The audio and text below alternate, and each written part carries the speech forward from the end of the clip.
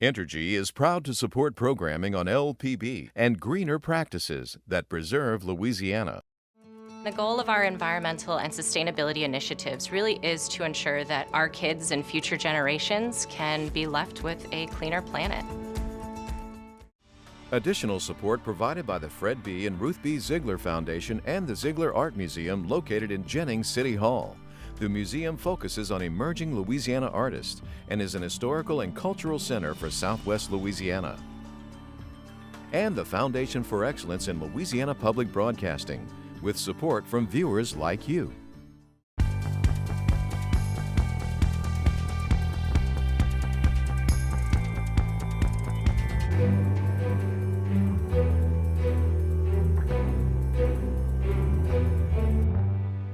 If you just look at termination of employees, it's not going to fix the system. The challenge of changing the culture around sexual trauma. She has become the clear front runner. Julia Letlow running for Congress after her husband's death. It's critical to the whole economy. An infusion of money for landlords and tenants. I think we're all under this false sense of security that we're not actually being surveilled. Activists fight against facial recognition technology. Hello, everyone. I'm Kara St. Cyr. And I'm Andre Moreau. Much more on those top headlines in a moment on this week's edition of SWI. But first, the latest on COVID and vaccinations. And the numbers showing fewer people becoming infected. 14 new deaths being reported, 203 new cases. Total deaths, though, approaching 10,000 in Louisiana. Almost 1 million people in the state have initiated their vaccinations, and the opportunities to get them continue to open up. Only move that I can see at the moment going forward into the future will be to say everybody in Louisiana who's 16 and older who wants to have the vaccine and hasn't had it yet, you're now eligible. We're not making that announcement today, and I'm not sure when we will get there, but it's pretty clear to us that that will be the next expansion of eligibility. The governor also saying for Tiger Stadium to have 100,000 people in it this fall, everyone who can must get vaccinated. It is the key to moving beyond the pandemic. And now we'll look at other headlines making news across the state. An investigation is underway into allegations of sexual discrimination for Dr. G.E. Ghali. He is chancellor of LSU Health Shreveport Medical School. LSU spokesperson Ernie Ballard says concerns emerged during an evaluation of campus leaders. A number of LSU Board of Supervisors members confirmed that several allegations were made against Ghali. Former LSU President F. King Alexander, who is currently president at Oregon State, has been placed on probation by that university for his role in the mishandling of sexual misconduct complaints while at LSU. Alexander is now the fifth person to face accountability following an independent investigation of university practices by Husch Blackwell. OSU says Alexander must come up with an action plan outlining how he will rebuild trust. Members of the state's congressional delegation introduced a bill this week to reauthorize the Atchafalaya National Heritage Area for 15 years. You've seen signs along Interstate 10 that mark the Heritage Area Act. It was first signed into law in 2006. Senator Bill Cassidy says the area celebrates Cajun culture and history, and the bill preserves the celebration while protecting the environment and creating jobs. After 15 years in the Saints and 20 years in the NFL, our dad is finally going to retire so we can spend more time with us. Yay! The four children of Saints quarterback Drew Brees made the announcement on Instagram this week. Their dad is retiring from pro football. The 42-year-old Saints legend leaves the NFL as its all-time passing leader and second leader in touchdowns thrown. He will be forever revered, though, for helping revive the Saints franchise following Hurricane Katrina. He arrived a year later and led the Saints to their only Super Bowl 3 years later. It's uncertain if Brees will remain living in the Crescent City full-time, but it seems his roots will remain. He is part of the development team selected as a finalist to make over the derelict Six Flags site in New Orleans East. It's part of the city's latest effort to breathe life into the 227-acre park. 3 plans are on the table. The Breeze plan would transform the old site into learning centers, including farms that help kids learn about urban agriculture. LSU has loosened restrictions on pregame tailgating for spring sports. The school will allow limited gatherings on campus before games. Today, heading into tonight's SEC headliner with Mississippi State, tailgaters got to enjoy the tradition for the first time since the coronavirus took hold last March.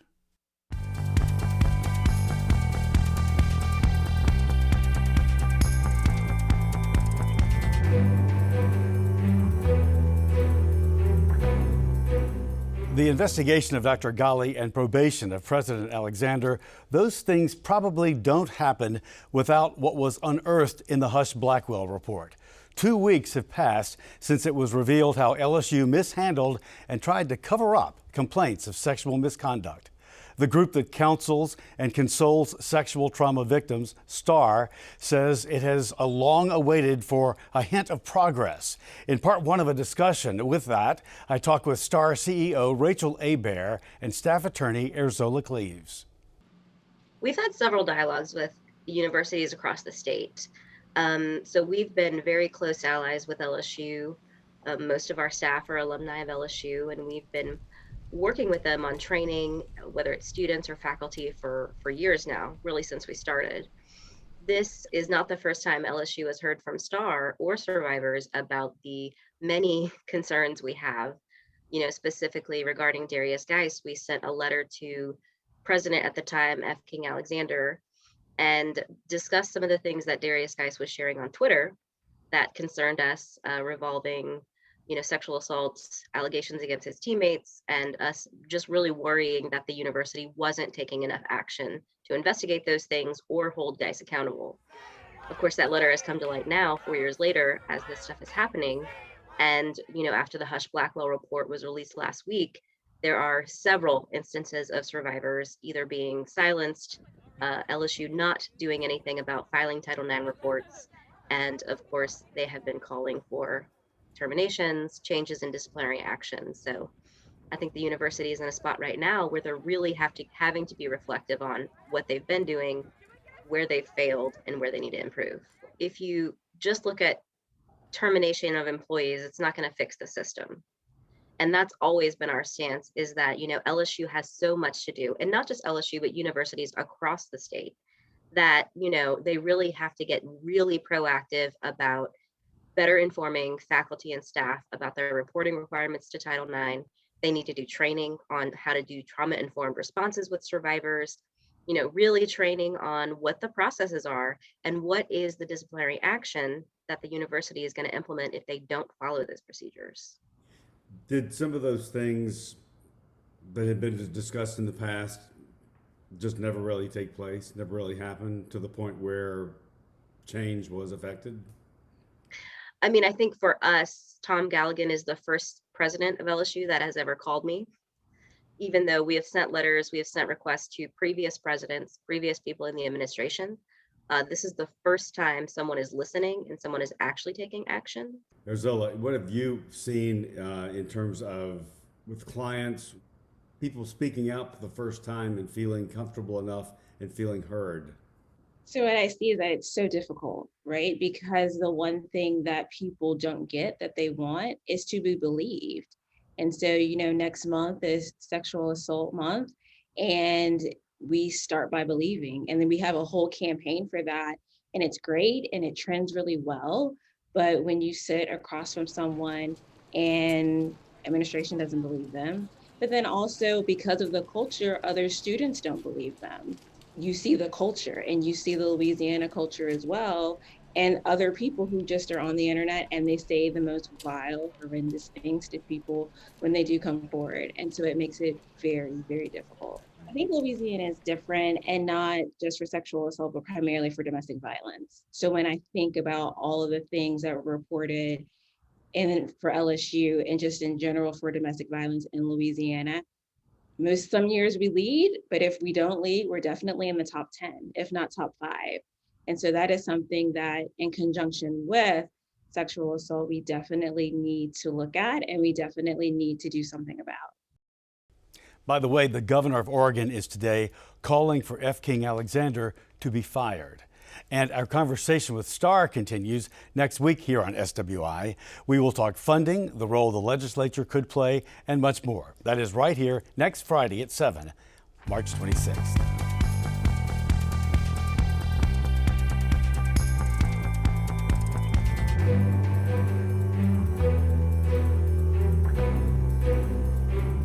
Well, voters will elect U.S. representatives from a Democratic stronghold and a Republican stronghold in Saturday's special election.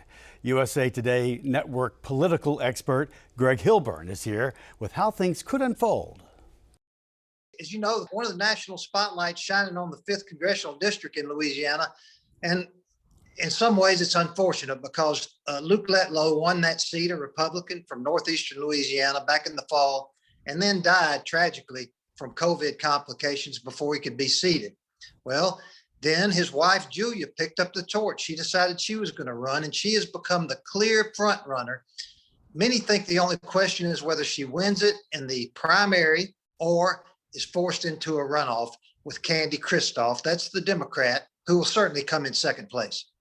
There are a number of people in this race, though. It's a full field, isn't it? It's a full field, but most of the Republicans with built-in constituencies did not run against Julia. They cleared the field for her. There is a Chad Connolly in the southern part of the district who has gotten some traction, but still, most analysts believe Julia is the clear favorite. She is a senior executive at the University of Louisiana at Moreau, where she was also a semifinalist for the president's job there last fall. And so she's smart, she's seasoned. She's used to speaking before the public, and that shows. And she's the only candidate in that race that has enough money to have been up on TV, which makes a big, huge difference, as you know. I don't think there's been any mudslinging in that race. That would probably be a really poor choice in this one. But that's not the case in the other big race. No, the second congressional race is really a Louisiana nasty, right? It's got two well-known political stalwarts here in the state and two state senators, Karen Carter Peterson and Troy Carter. And then it's got a well-known community activist, Gary Chambers Jr., who has a big social media following. And then there's the Republican. This is a heavily Democratic district. It has been traditionally, but there is the Louisiana Republican Party is supporting Claston Bernard, who is a former world-class athlete, now a businessman. And I mean, especially at the top, they are calling each other names, they're calling each other liars. So this one will head to a runoff. Most analysts believe the most likely scenario is that Senator Carter and Senator Peterson emerge, but they can't rule out a dark horse in that race. There's big shoes to fill because remember, the reason that seat is open is former Congressman Cedric Richmond gave up to join President Biden as a senior advisor on his team. So that's why that seat became open. After that's over, we'll go into a session, and this has got to feel like one of the weirder sessions ever coming out of COVID. It will. And you know what? We just learned through the COVID relief bill that the state is going to have a lot of money to spend. The state has been designated for $5 billion out of this. About $2 billion goes to the cities and local governments. New Orleans will get the biggest chunk, about $375 million. But the state government will have about $3 billion to spend. Well, Andre, as you know, more than they ever have, isn't it?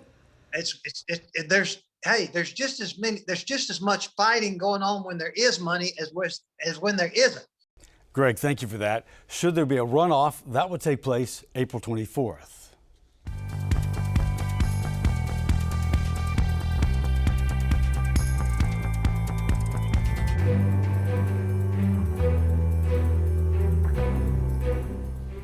If you're struggling to pay rent because of COVID, the state is launching an emergency rental assistance program courtesy of the U.S. Treasury.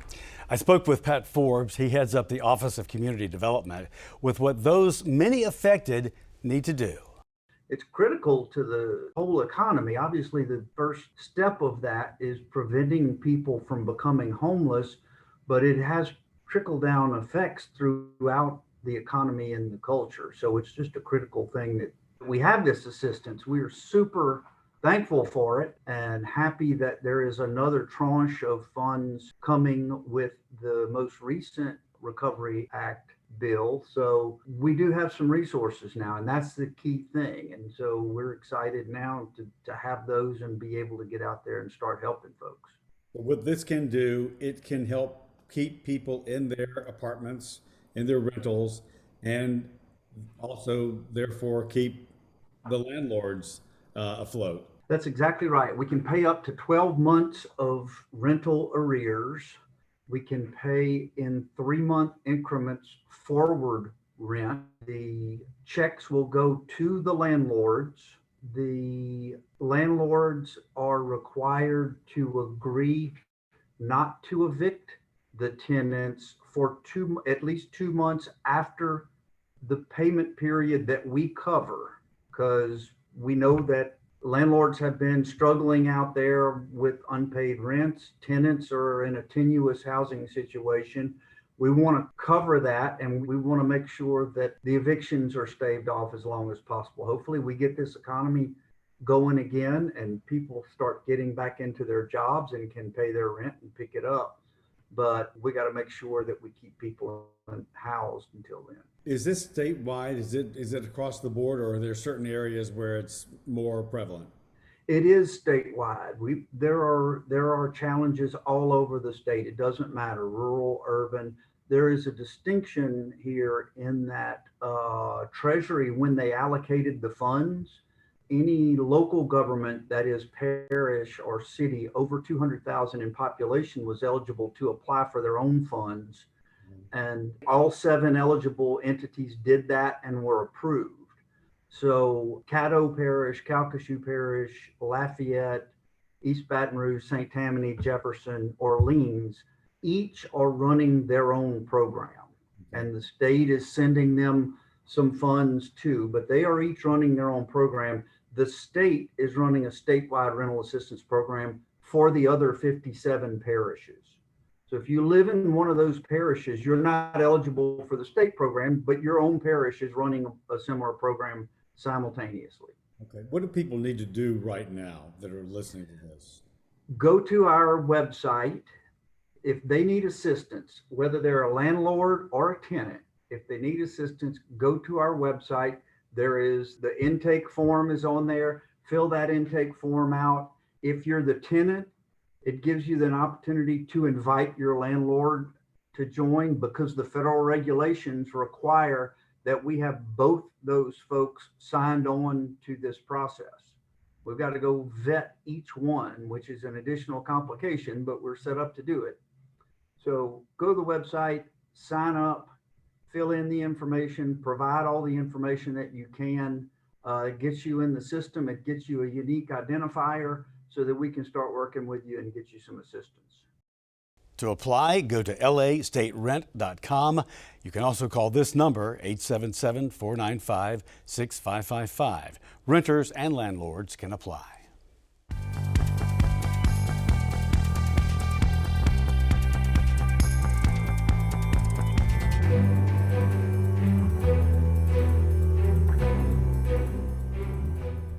In the documentary Coded Bias, the filmmakers try to explain the dangers associated with facial recognition tech. They ask how law enforcement and other agencies might incorporate biases against race, gender, and even sexuality into technology. In Louisiana, activist groups and law enforcement have already begun that discussion. Tonight, you'll hear from professionals who worry this artificial intelligence may develop into something discriminatory. I am an algorithm. I am listening. In the film Coded Bias, there's a scene in London where police are using facial recognition software to save a person's face into a database. It didn't take long for people passing by to catch on, and some of them didn't like it. We're at a moment where technology is highly susceptible to bias and there are no safeguards. The film analyzes how human biases against race, gender, and even sexuality can find its way into technology. These issues aren't distant ones. Louisiana has its own difficulties with facial recognition tech and how to use it properly. We are absolutely being surveilled in the city of New Orleans and perhaps in other cities where they've adopted mass surveillance. But we have something called the Real-Time Crime Center in New Orleans, and it was a $10 million, maybe upwards of $10 million project that the community had very little input in, where there are over 400 cameras located around the city. And in addition to those 400 city cameras, there are a network of private cameras that individuals can put up on their homes and businesses that feed into the Real-Time Crime Center. Alana Odoms, the executive director of Louisiana's ACLU, says that facial recognition technology is coming into our state quietly. In New Orleans, there are cameras already up gathering information about areas with high crime. But to Odoms, the issue isn't just that the cameras are there. It's more about how little the community knows about them and what they could lead to. All of those cameras are mounted in various locations around the city, but as you might imagine, more cameras are placed in communities of color and communities that are deemed to be high crime areas. And so we made a request pursuant to a public defender who wanted to obtain the location of all of the city cameras. Essentially, she wanted a map because she wanted to be able to use that map as far as representing one of her clients, and she was denied by the city. She was told, even though these cameras were paid for by taxpayer dollars, even though they are surveilling you and me and the rest of the community every day, we can't tell you where they are. So we sued. Eventually, after suing, the location of the cameras was revealed. There's a map of where each one is located. To Odom, it gives the community a fighting chance to defend themselves if these cameras are ever used against them in any way. I think we're all under this false sense of security that we're not actually being surveilled. I mean, the movie tells us that even with the incredibly invasive system of surveillance that they have in communist China and in the United Kingdom, the United States is the most surveilled nation in the world, and we, the citizens, are more surveilled, and there's less regulation. In 2019, the ACLU of Louisiana sued the Louisiana State Police after a public records request about facial recognition was denied. In a press release, ACLU wrote that their attorneys were told the police were using the technology to identify suspects. When they asked the state police for records, they denied having access to them. They also said those records were exempt from Louisiana public record laws. Odom says there's a danger in this. If people don't know this technology exists or how it's used, it might be another form of bias Americans will have to navigate. MIT conducted a study of facial recognition accuracy.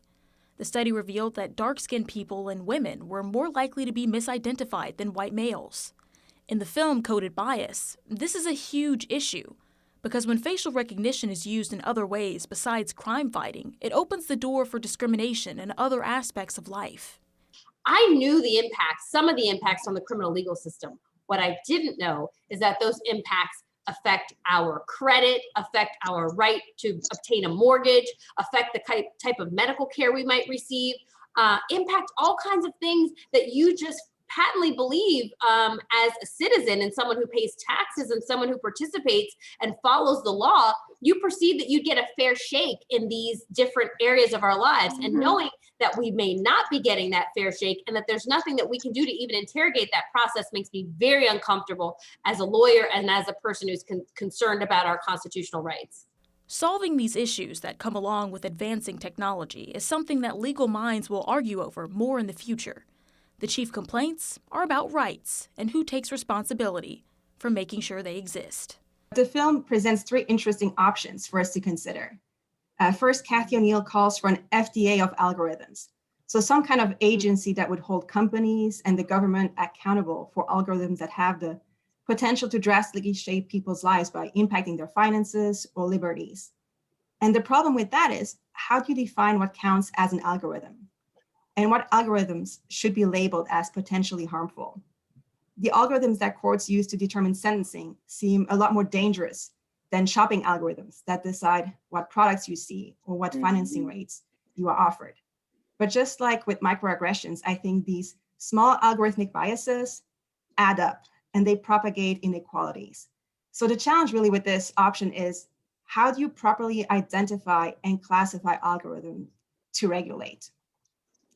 And so a second option would be to look at the General Data Protection Regulation, the GDPR that's been adopted by the European Union. And here, algorithms are regulated indirectly by strict privacy, transparency, and security standards. So there are rules for how organizations deal with people's personal data, and people have the right to know what data are being collected and for what purpose. A good example of a security measure would be requiring social media platforms to have default settings that offer the maximum level of privacy to users. And if people and organizations are better at protecting privacy, less information can be swept up by algorithms. So you're basically regulating AI by limiting what algorithms can access and what they can do with information. And the last option discussed in the film is this idea of movements like the Algorithmic Justice League. And here the focus is really on raising awareness about the social implications of algorithmic bias. It's about creating grassroots movements that advocate for legislation and guidelines that would protect everyone, not just those in power. And so all that just to say that there's quite a bit more work to be done around AI, how to define it and how to regulate it. Coded Bias was the first of 3 LPB virtual preview screenings of Independent Lens films. Each screening covers criminal justice and civil liberties. The next free preview screening and panel discussion will be Monday, April 12th at 6 p.m. for the film Philly DA. And everyone, that is our show for this week. Remember, you can watch anything LPB whenever you want with our LPB app. The download is free from the App Store. You can catch LPB news and public affairs shows as well as other Louisiana programs you've come to enjoy over the years. And please like us on Facebook, Twitter, and Instagram. For everyone at Louisiana Public Broadcasting, I'm Andre Moreau. And I'm Kara St. Cyr. Until next time, that's the state we're in.